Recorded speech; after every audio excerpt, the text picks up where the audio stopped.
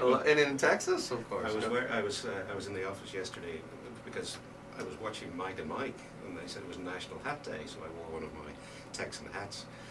And they had a saying in Houston when I lived there, when you hadn't been successful, you say, I've got the hat and I've got the boots, but I ain't got the wrench. And I certainly didn't have the wrench. But a good experience. and great experience. And but you were already a born golfer, and it was in your blood, and then you went to the oil business and back to the golf business.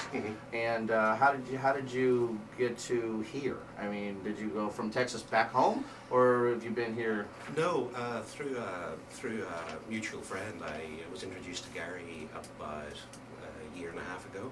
Okay. We chatted on and off for a few months, and then I moved to Florida to help him out with the business down there. So you're a businessman. I'm more of a businessman. Very cool. Well, then let's jump into who Gary is, and I can't wait to talk about this amazing academy. But who is Gary?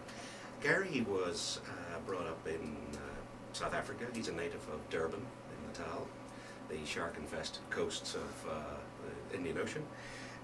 He was a very good amateur golfer, was competitive with the likes of Ernie and Retief back in South Africa, came to the United States and got into coaching and worked with various academies whose names I'm contractually forbidden to mention. Understand. And he worked there, worked his way up to be director of golf at one of those academies, which is situated near or in Bradenton, Florida. Okay. Then he moved to Hilton Head Island and was director of golf there, and eventually decided a few years ago that it was time to do his own thing.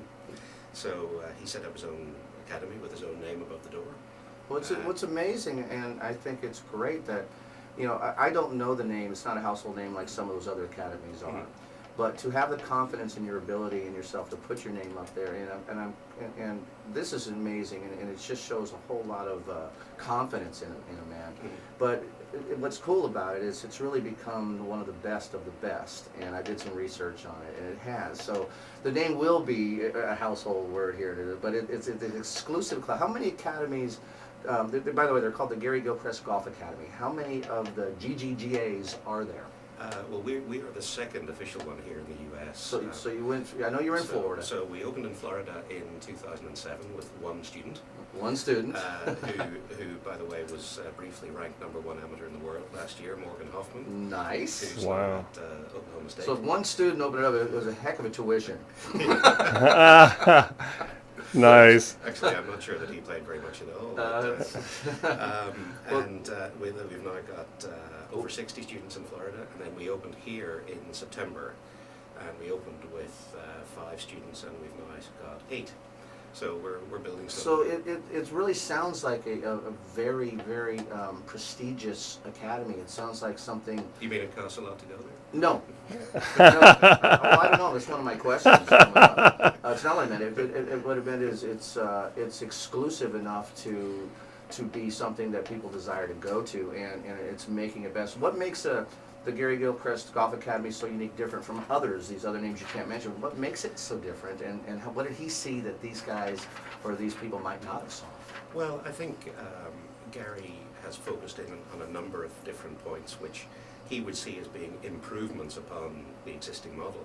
I think the way the students are coached, I think the way that they're not forced, dare I say, into a method. You know, that the coaches work with the individual students to get the best out of their game rather than imposing a particular style or method. I think the off-course activities and the accommodation differentiates us, and probably the most important of all, although it's not strictly a golf issue, is the fact that we are, we focus in a very major way on the academic side.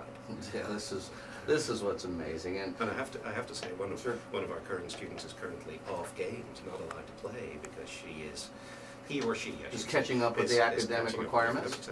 And of course it makes sense when you're talking about qualifying people to get into college programs, because if they can't pass their exams or do well, they're not going to fulfill the NCAA. Well, let me ask